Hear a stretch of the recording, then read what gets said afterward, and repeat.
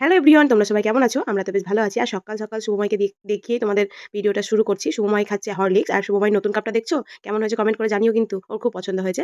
তো ও খাচ্ছে এখন। তারপরে যাবে ওর বড় কাজে। তারপরে ওকে স্কুলে পাঠানো হবে। তো তারপরে ওদিকে ও খাচ্ছে আর আমি সেই ফাঁকে মুখটা ধুয়ে নিয়ে ওষুধটা খেয়ে নিচ্ছি।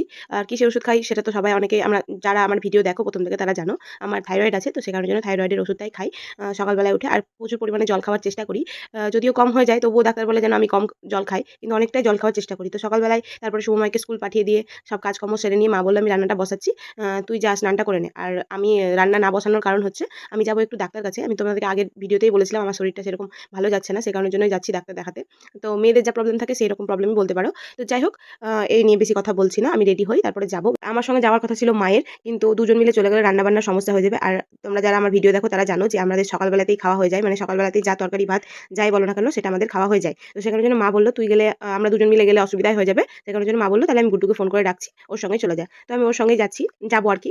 অনেকদিন বাদে ভিডিও শুরু করেছি তো ভিডিওতে কি বলবো, কি করব কিছুই ভেবে উঠতে পারছি না। তো রোজ যা করছি সেটাই তোমাদের সাথে শেয়ার করার চেষ্টা করছি। তো টিপটা পড়েছিলাম, টিপটা দেখলাম আঠাটা শেষ হয়ে গেছে। তো সে কারণের জন্য আর খুলে রেখে দিলাম।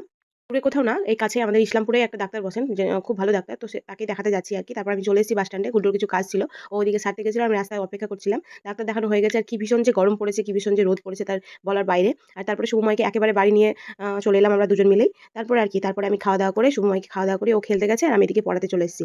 তো একটু খেলা করে নিয়ে ও তারপর বাড়ি চলে যায়। ও আমার কাছেই পড়াশোনাটা করে। আর হ্যাঁ, আমি পড়াই আর শুভময়কে কে পড়ায় এটা অনেকেরই প্রশ্ন থাকতে পারে তোমাদের। তো বেশিরভাগটাই শুভময়ের পড়াশোনার দায়িত্ব সেটা মায়ের উপরেই। কারণ মায়ের কাছে ও পড়তে বেশি কমফোর্টেবল হয়। আর আমি একটু দেখাশোনা করে দিই, খাতার কাজ এসবগুলো একটু দেখে শুনে দিই। মা সম্পূর্ণ পড়ানোর দায়িত্ব মায়েরই থাকে।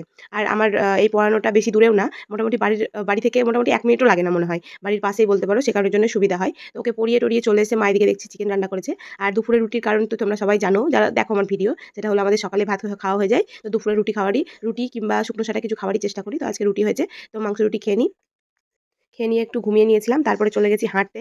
তো ডক্টরের মানে কথাতেই আমি হাঁটতে শুরু করেছি। এর আগে আমি হাঁটতাম কিন্তু বাঙালি মানে কুড়ে। তো কুড়েমোর জন্যই আর হাঁটা হতো না। কিন্তু এখন ডাক্তার যেহেতু বলেছে সেজন্য হাঁটতেই হবে। তো সেজন্যই হাঁটছি। আর শারীরিক অসুবিধার জন্য হাঁটছি কিন্তু মাইন্ডটাও রিফ্রেশ হয় সবার সঙ্গে হেসে কথা বলে একসঙ্গে হেঁটে। তো যাই হোক, তারপরে চলে এসেছি বাড়ি। আর শুভময় গিয়েছিল খেলতে। তো শুভময় কোথায় খেলতে যায় পরের ভিডিওতে তোমাদেরকে দেখাবো। আর কেমন খেলে ওটাও দেখাবো। দেখা হচ্ছে নেক্সট ভিডিওতে। ততক্ষণের জন্য টাটা।